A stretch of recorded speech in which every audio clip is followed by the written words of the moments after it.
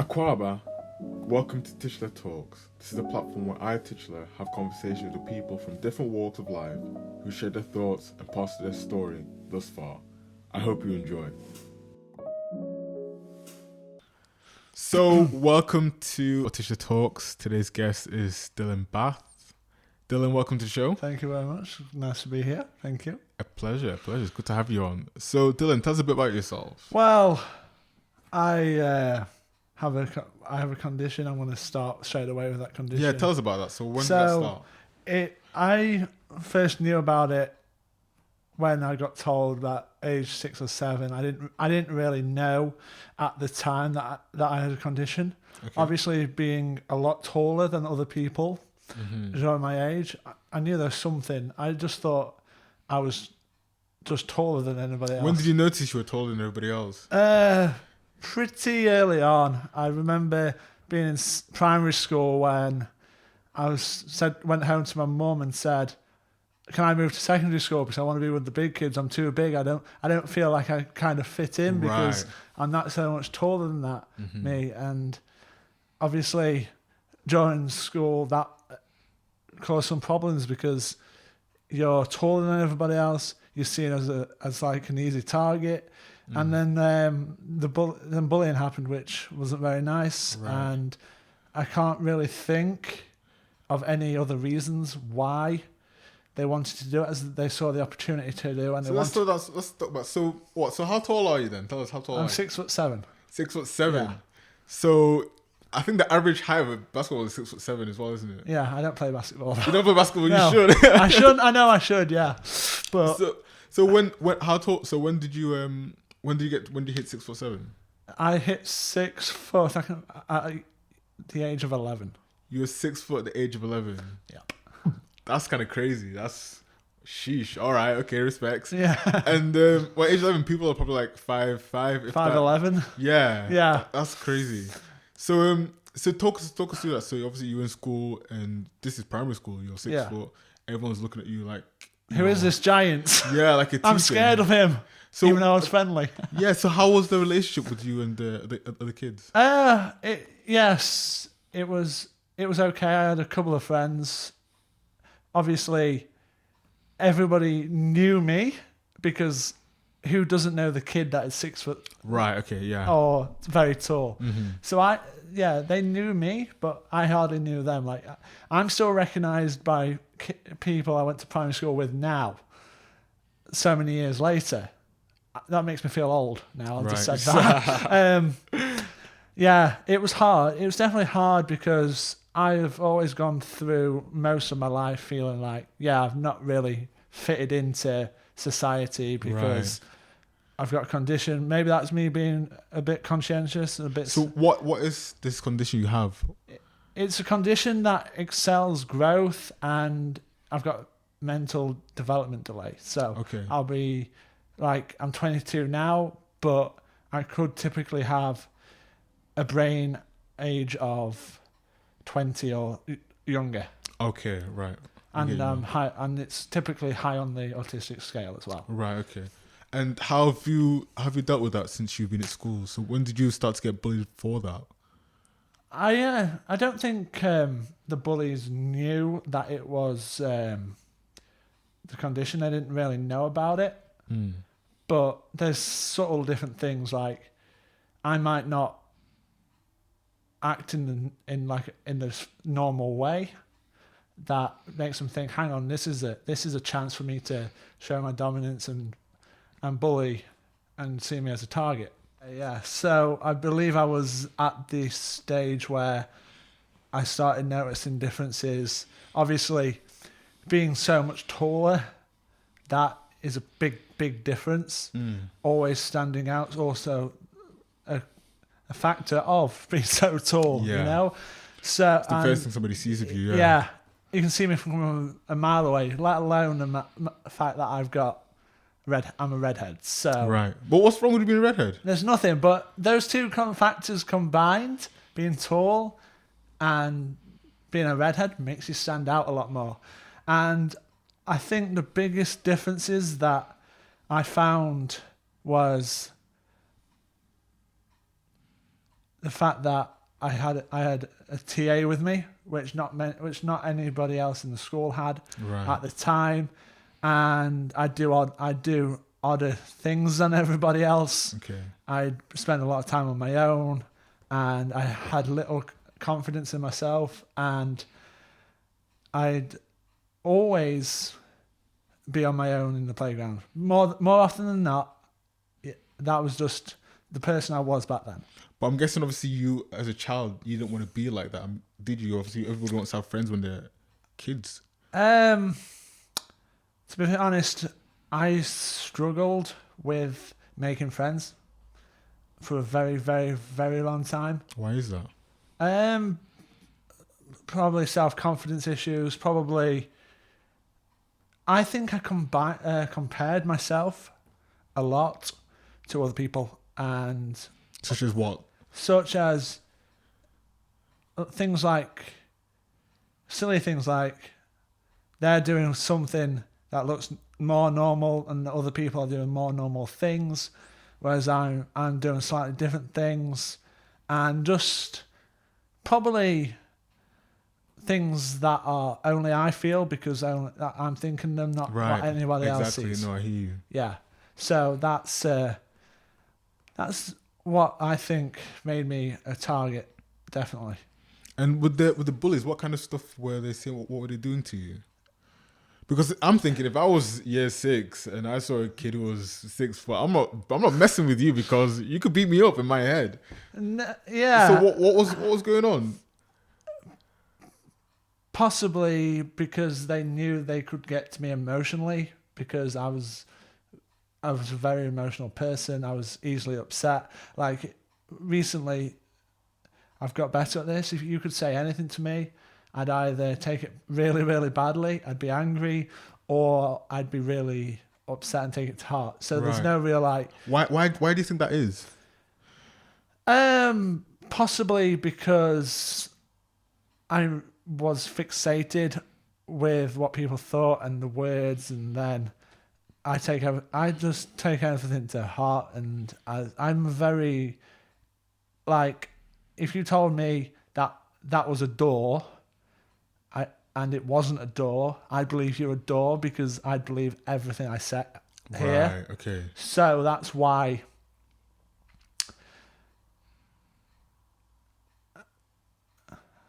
I think that happened. No, I understand that. I think it's, especially when you're a child and it's like your earlier stages, you're still trying to understand yourself. And when you don't really know yourself and somebody tells you anything, you're going to try and listen to them. Yeah, absolutely. No, I wow.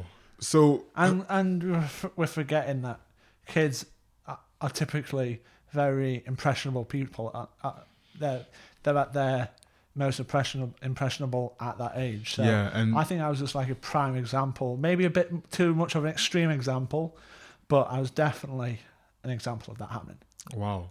So how did that change as you started going into secondary school? Because now you're with the big boys, eh? You're with the big boys. Remember? I was. As you'd probably say, I was a big boy wanting to be in the big world straight away. Right. And year 7 started off like that, where I hadn't really changed, but then I started to mature. I ditched some of my friends. What do you think changed? How did those things change? It's a natural process that you do get more mature as you get older. And I just feel like what helped was I was able to break away from certain bad influences, certain that would break. So what kind of influences were you under? I was with some naughty friends, like they'd mess around, they'd bully other people. They just basically think, like the typical bully was, I'm going to show everybody who's boss, even though it highlights probably some personal insecurities of themselves. Yeah, personal problems that they've got with themselves, some personal things that they're trying to hide by trying to look big and strong. And that's the only reasons I can give to that happening. How do you think you got yourself in that crowd? I think I got into that crowd by all of a sudden, just as you are in primary school, you're put into different tables, different classrooms with lots of like 29 other kids, maybe even 30 other kids. And at that time, you play together all the time. Yeah. And you like football and you might have some other interests like that. So I just feel like that's why I might have got dragged into that. Yeah. So and obviously you mentioned you left them eventually. Yeah. And why did you think it was time for you to leave? And how did you leave? I was with that friendship group longer than primary school. Okay. So it was up till the end of secondary school. Oh, wow. But I didn't really spend all my time with those people that were bad influences, because I used to live in a village. They used to be the only few people in the village, so naturally you'd be friends with. So I moved out of that village, and then I started making other friends. I started opening my eyes to broadening your horizon. Yeah, to other people, and they've had a more positive effect on me. And I'm still friends, and I still speak to more of them today than I did with those bad influences. Why do you think? What kind of change did it have on you, your new friends? First of all, I feel like I was less pressured into doing certain things that I would be pressured into by the other friends. people. Well, other friends, if you want to call other them. Friends. Yeah. Thinking back now, there were only friends in the slightest term. They were like acquaintances. They weren't really friends. They were just people I got mixed with. And I hear you. That's how. And also, I wasn't, at times, I could do silly things as well. So I wasn't the only one who was getting into trouble, but it wasn't always the influence of other people. It was me as well. No, I get you. And how was school like in general for you? How did you find it? Are we talking about school in all of it? Yeah, in the whole context of school. I liked school in the fact that when I got a good group of friends and that I knew a lot of good people. But the only thing I liked about school was the subjects. Later on, I didn't really take primary school as seriously, because obviously you're young. Yeah, okay. You don't really have the perspective of life. Actually, these 2, 3, 4, 6 years you spend in primary school, they're not the most crucial points in your life, but they help build your character. Yeah, they help build a character. So I feel like through those period of time, I didn't really develop myself personally as I probably should. So you could say since that point up to very recently, I have been playing catch up with my own development because I missed some chances to go on like residential trips and stuff. Which, why do you think you didn't take those opportunities when you had them? Purely because I was very close with my family. I was very close with my gran and granddad, and I do everything with them. And every weekend was, yes, let's go with them. I'd go to watch the sports with them, and I basically, every time I wasn't at school, my gran and granddad for most of my primary school life lived just up the road. So I'd just I'd go with the childminder some days, but on Fridays, I'd be able to do things with them. And it came to my realization when we talk about what I've done since then, that the only reason I've done what I've done since is probably because one of those people aren't here anymore. But that's only because I thought, right, now's the time. Yeah, it has nothing to do with, I wasn't waiting for that to happen. It was like, here's the opportunity. I'm just going to go. I wanted to do this a few years before I actually started doing this, but I forgot where we were. No. We're still talking about your grandparents. I'd like to talk about that. So, what do your grandparents mean to you? They were my family mean the world to me. Like, I've got a really, really good family, and they're really supportive. What your relationships like with your mum and your grandparents? So they are strong.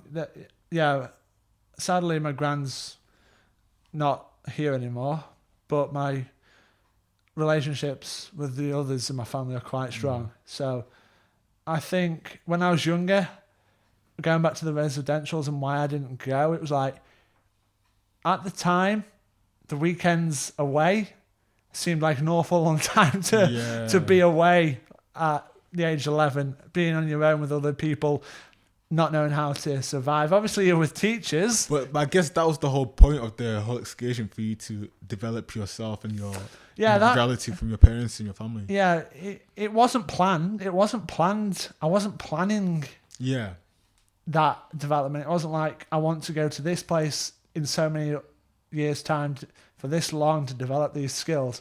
It just happened, and I'm glad it did. Wow. No, that's cool. But with your grandparents, I'm trying to understand. For instance, for me or some other people, I think, okay, but I get I'll love grandparents, but to see them every weekend, why do you think you were able to build such a close connection with them? I think purely because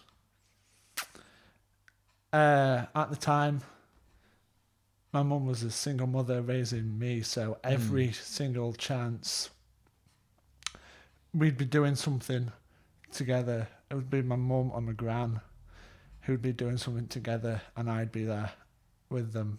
Right. They were very, very close, and I honestly believe that's the contributing factor to why we do something every weekend that we could. Yeah. Because right from a young age, it was this day you go to your grand's house, spend time with your gran and granddad, and then I think I had always known that, and I'd always go. Wow. So that's how close I was. Yeah. I'm very, very close with my family now. Yeah.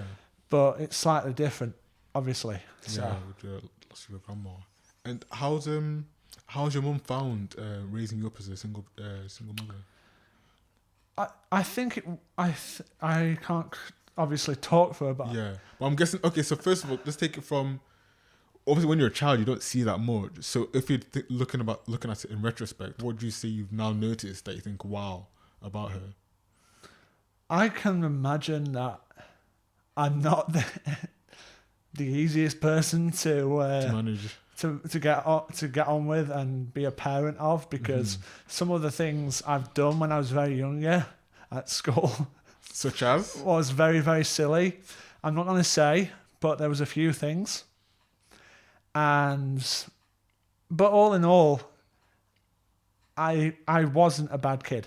Right. Let me just put it that way. You meant well. I wasn't a bad person. I was quiet, but that's because I hadn't developed those skills. So, yes, all in all, I think I was a good kid. I'm not sure. Yeah. So I know that there was a few things that I look at now and think, wow. How have you come on like this? Yeah. And I really don't know the answer to those questions. And how do you think your relationship with your mother has changed since you've grown up and you've started to appreciate what she's been doing more? I think it's changed in the fact that obviously I'm now an adult and I can make some money myself, and that I'm not totally relying, but 90% is the figure that I am actually relying on probably. And just the fact that when you're an adult and you're in your 20s and you've got a car and you've got all these freedom, things, you've got freedom. So that is probably how it's evolved. Like she's the way she parents hasn't really changed, but And how is she changed. parented? Pardon? How is she parented? She always believed in me. She was always there for me. If my world fell down, I know that she'd be there and she'd be able to pick me up. Like, yeah, and she loves me. So that's really what you want from a parent, to be there. Definitely. And most importantly, she always stresses that whatever you do, you should do the best that you can, and always work hard, because hard work gets you results. Yeah. And that's probably what shaped me to be today, to be honest. Wow. So what happened after you left secondary school? Well, secondary school ended 6 years ago now. So Jeez, yeah. yeah, that makes me feel quite old. I know Yeah, I'm only 22. I know I'm still young, but what changed was going back to the breaking away from these influences. I went to Buxton Lit College, which is about 40 minutes away, to study sport, coaching, fitness and development. The reason I did that was it was a subject that I love, and it's what I do as a career now. Right. And not many people from Chesterfield went to Buxton. I didn't know that when I applied and I got on the course, but that was the idea that, hey, I've been with Chesterfield people through the whole of my school career, if you can call it a career. I'm not. Yeah. Yeah. So I used Buxton as some kind of breakaway point, and that helped me fully separate from. Yeah, I'm guessing you're thankful for that, aren't you? Yeah. You're definitely thankful. No, so you went to Buxton, you studied sports and this is where you obviously made your new friends, and that helped to shape you again. How did that change you slightly? It was different, because from the first day, as you all know, studying a course, and anyone else will know, studying a course or being a new person in any part of training, you get everybody's new phase at the beginning. Yeah. And that was good, because it was like new people, new opportunities. Yeah. You can kind of leave what you've had behind you, and just fresh. build forward, and just build on a firm foundation, and just go where you want to go. Also, the biggest difference between school and college for me was it's a subject that you're doing, that you love, that you want to do all year round. There's no extra subjects. There's sport. There's different modules. Don't get me wrong, but there's not the topics. Still yeah, the same. you're not like doing any religious studies or any RE. You're just doing sport. Why do you think you're so passionate about sport? I think the passion for me for sport is I enjoy it. I'm not the best sports person. You've probably seen that a few times. I think my granddad and my uncle and I all grew up supporting the same football team. I'm not going to mention it. Aren't they the worst football team in the world or something? Possibly, yes. Yeah, some would say. I don't agree with that statement, but some would say that. I think it makes sense to call them out. Wednesday. That's Sheffield Wednesday, the worst football team in the world. If you didn't know, now you know. Thanks for that. Thank you. But yeah, so this is what the world football team. Anyway, as you were saying. So it started with that, and my granddad worked for a computer company in Sheffield, who had the chance to do a sponsorship of a sports person or sports team. Okay. And they could either sponsor the Sheffield Steelers ice hockey team, or Jessica Ennis when she was a successful medalist. So what my granddad did, because he was in charge of the decision, was sponsor the Sheffield Steelers as their title sponsor, which unlocked so many opportunities. Like I'd get to meet players, I'd get to go behind the scenes, I'd get to meet the coaches, the players, I'd get to go on the ice and lift a trophy that they won that night, and just really cool. It was unbelievable, and that's what really cemented my love for sport. And I can remember the first few days before the season started, in my first full season as a fan, I went down to watch the team train or practice for the last time before the season started. And I remember looking at the coach thinking, he's got a pretty cool job. He gets to tell people what to do. He gets to win trophies. He gets all these other things. He gets to put tactics on the whiteboard. Yeah. And that's the thing that I can distinctly remember, and I was thinking about it, is probably the first time I thought about coaching. I'd be in the garden after that, coaching my own hockey team to absolutely nobody. But then...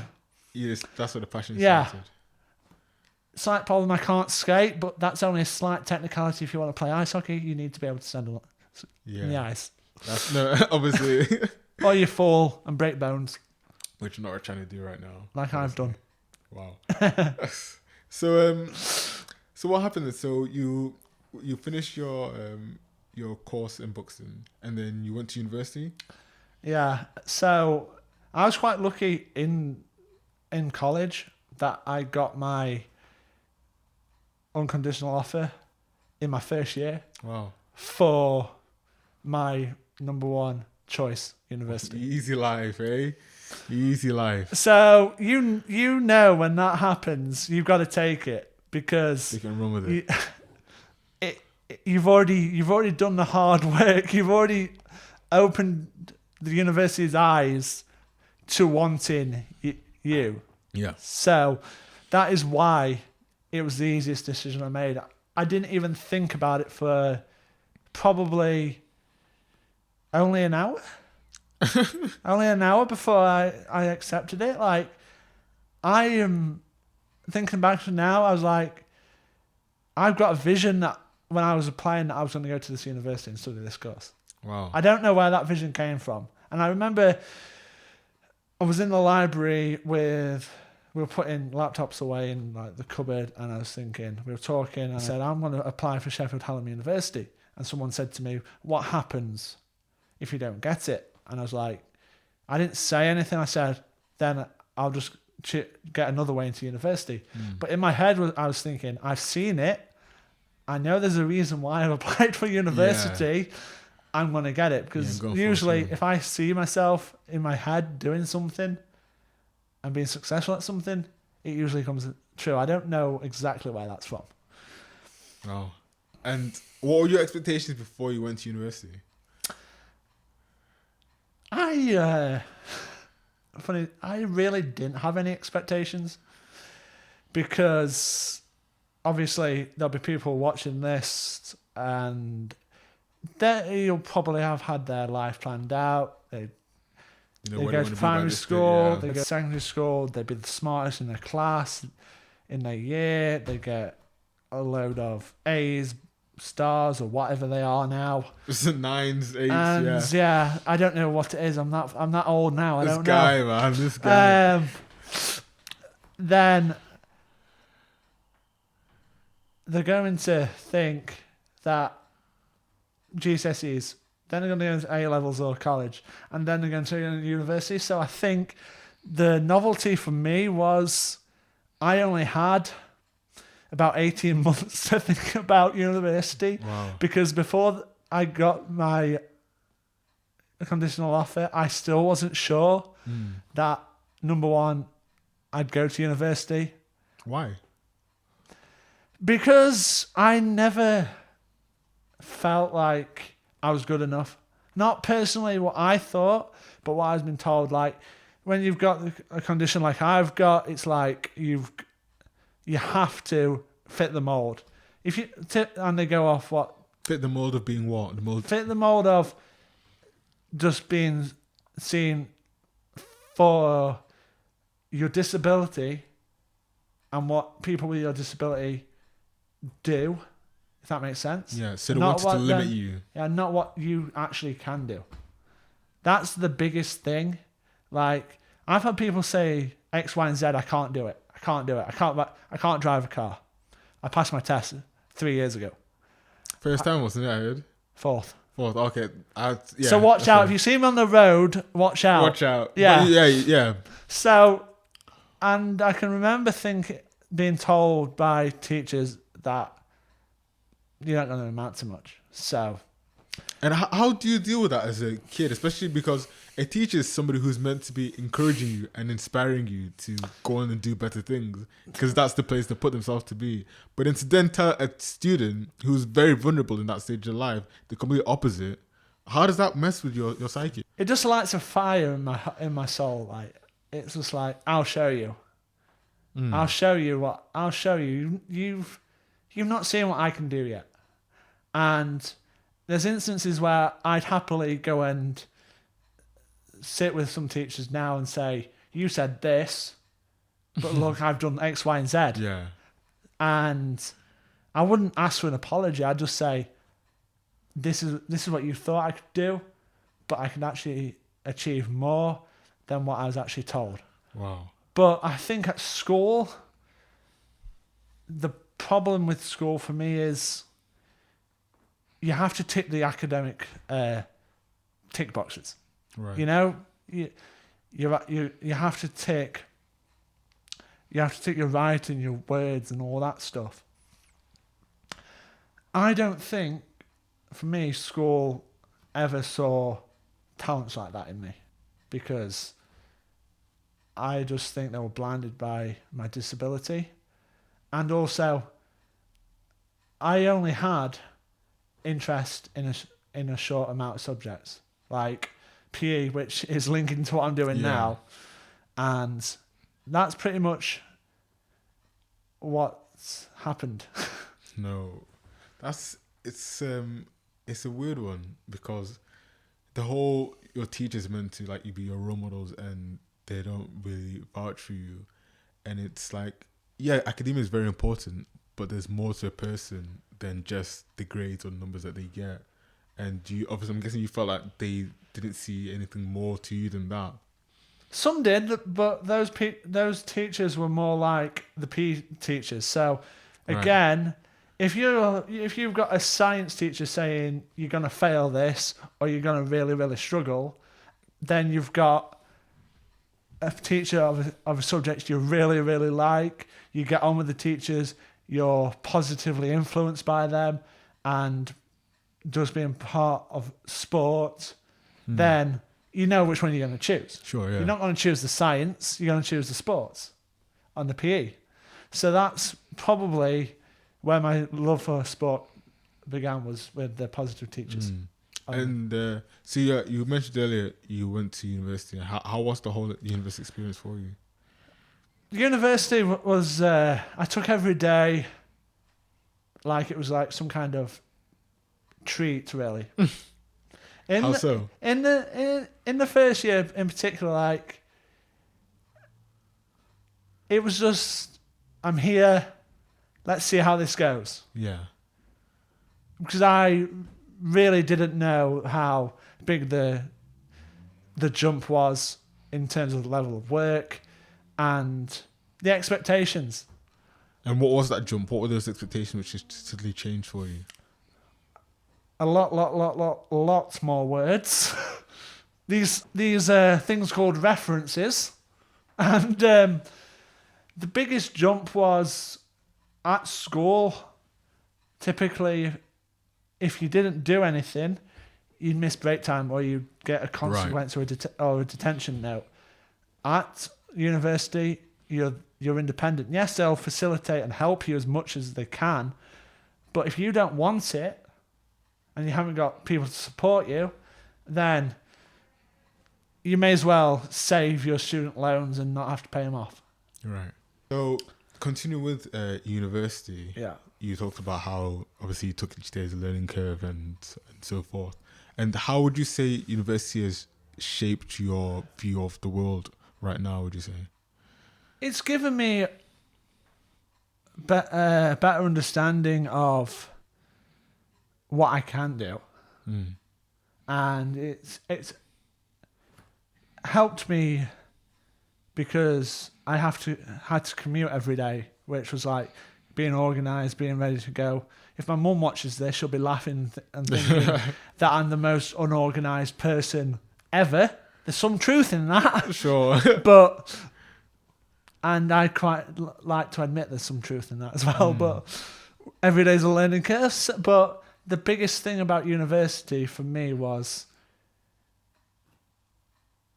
it allowed me to build on my interest, and it was explore a deeper level and deeper career routes into something I'd love to do.